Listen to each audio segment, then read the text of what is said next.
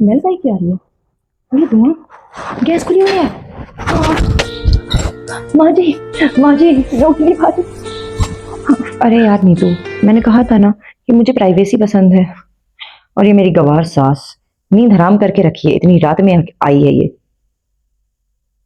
हाँ ठीक तो है ही, आ रही है ना, अंगूठा लगवा ही लूंगी। गांव की प्रॉपर्टी जो इसके नाम है, इसलिए इसे झेलना पड़ता है। बहू, अरे बहू, लो आ गई। चल मैं तुझसे बाद में बात करती हूँ। ठीक है, बाय। बहू, अरे माँ जी, आप अचानक बता तो देती कि आप आ रही हैं। एनीवेज, ये क्या हालत बना रखी है आपने अपनी। गाँव की तरह यहाँ पर बिना बताए मत आया करिए, कम से कम बताया करिए मुझे। अरे बेटा, मेरी तबीयत बहुत खराब है, सोचा शहर में इलाज करवा लूं। तू गुस्सा मत हो, अगर अगर तू परेशान होती है ना, मैं कल ही चली जाऊंगी। गेस्ट रूम तैयार करवा के रख दिया है आपके लिए, आप जाइए और वहां पर जाके सो जाइए। और हाँ, अगर कुछ भी चाहिए हो ना तो प्लीज आप खुद ले लीजिएगा, रात को मेरी नींद डिस्टर्ब मत करना।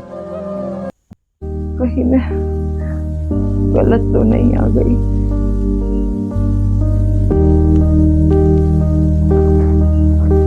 गोडे का दर्द, ये स्मेल का क्या आ रही है?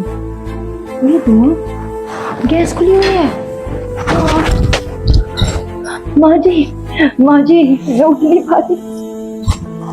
अरे ये तो बहू की आवाज है, जाके देखूं क्या हो गया। बहू, बहू, बहू परेशान मत तो, कुछ नहीं होने दूंगी तुझे। माँ जी है ना, माँ जी गैस।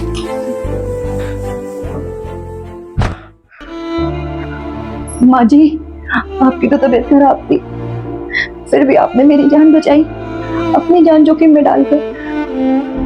मैं तो आपको गवार समझती रही माँ, और अपनी प्राइवेसी का रोना रोती रही। मुझे माफ कर दीजिए माँ, मुझे माफ कर दीजिए। पढ़ी लिखी तो तू है बेटा, लेकिन एक बात हमेशा याद रखना, मकान चाहे कितना भी बड़ा हो बेटा, लेकिन कभी भी गांव के संस्कारों से बड़ा नहीं हो सकता। कभी भी अहंकार मत करो, तू मेरी बहू बाद में है बेटा, पहले इस घर की इज्जत है। कपड़े और बोली, इससे कभी भी इंसान की पहचान नहीं होती। इंसान की पहचान तभी होती है जब वो दुख में तुम्हारे काम आए, और दुख में सिर्फ अपने ही काम आते हैं बेटा। चलिए हम दोनों डॉक्टर के पास जाएंगे और आपका बहुत अच्छा इलाज कराएंगे। चलिए।